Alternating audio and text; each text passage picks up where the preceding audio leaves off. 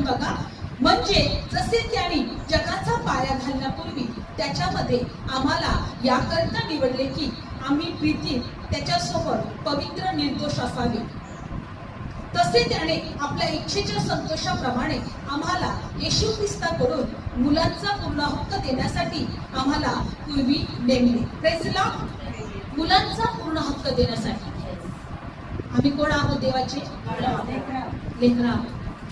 आम्ही देवाचे कोण आहोत? आणि बायबल सांगतात जगाच्या स्थापनेपूर्वी त्याच्यासोबत आम्ही पवित्र आणि निर्दोष असावे, म्हणून त्याने याकरता आम्हाला त्याच्या इच्छेप्रमाणे निवडलेले आहे. निर्दोष आणि पवित्र असावे.